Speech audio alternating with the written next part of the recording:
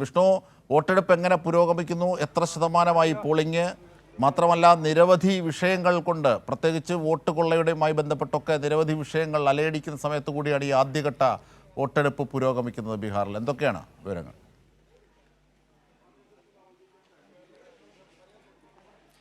തീർച്ചയായിട്ടും ബീഹാറിനെ സംബന്ധിച്ച് വളരെ പ്രധാനപ്പെട്ട തെരഞ്ഞെടുപ്പ് തന്നെയാണ് ഇപ്പോൾ നടക്കുന്നത്. എന്തായാലും ആദ്യഘട്ട പോളിംഗ് തുടങ്ങി മണിക്കൂറുകൾ 5.5 മണിക്കൂറോളം പിന്നിടുമ്പോൾ ഇപ്പോൾ ഒരു ഭേദപ്പെട്ട പോളിംഗ് തന്നെയാണ് രേഖപ്പെടുത്തുന്നത്. ഇന്ന് 11 മണിവരെയുള്ള കണക്കനുസരിച്ചുകൊണ്ട്, ഔദ്യോഗിക കണക്കനുസരിച്ചുകൊണ്ട് 27.65% പോളിംഗ് ആണ് ഇപ്പോൾ രേഖപ്പെടുത്തിയിരിക്കുന്നത്. 18 ജില്ലകളിലെ 121 മണ്ഡലങ്ങളിലേക്കുള്ള വോട്ടെടുപ്പാണ് നടക്കുന്നത്. എന്തായാലും നമുക്ക് ദൃശ്യങ്ങൾ കാണാവുന്ന പോലെ ഇപ്പോഴും ബൂത്തിന് പുറത്ത് വലിയ ക്യൂവൊക്കെ, ലൈനൊക്കെ ആയിട്ടുണ്ട്.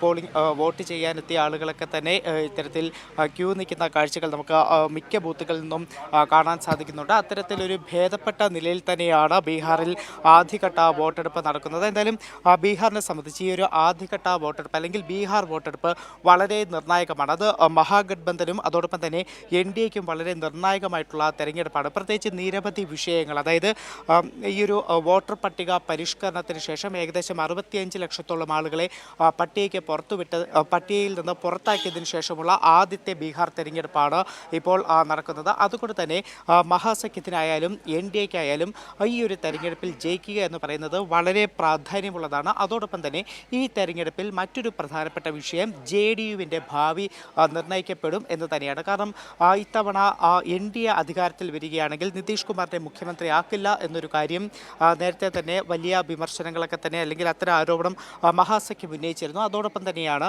JDUവും BJPയും ഇത്തവണ 101 സീറ്റുകളിൽ വീതമാണ് മത്സരിക്കുന്നത്. അതുകൊണ്ട് തന്നെ BJPക്ക് ഒരു മേൽക്കൈ കിട്ടുന്ന ഒരു സാഹചര്യം ഉണ്ടായിക്കഴിഞ്ഞാൽ പിന്നീടുള്ള JDUവിൻ്റെ നിതീഷ് കുമാറിൻ്റെ ഭാവി അത് നിർണ്ണയിക്കപ്പെടുന്ന ഒരു തെരഞ്ഞെടുപ്പ് കൂടിയായിട്ടാണ് ബീഹാറിലെ ഈ ഒരു തെരഞ്ഞെടുപ്പിനെ എന്തായാലും വിലയിരുത്തുന്നത്.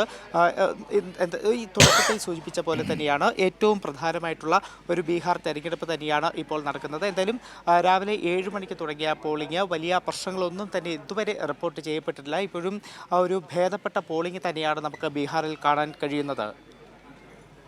ആദ്യഘട്ട വോട്ടെടുപ്പ് 121 മണ്ഡലങ്ങളിൽ പുരോഗമിക്കുകയാണ്. 27%-ലധികമാണ് ഇപ്പോൾ പോളിംഗ് ശതമാനം. മെച്ചപ്പെട്ട രീതിയിൽ തന്നെയാണ് പോളിംഗ് ഇതുവരെ പുരോഗമിക്കുന്നതെന്നതും വിഷ്ണു റിപ്പോർട്ട് ചെയ്യുകയാണ്.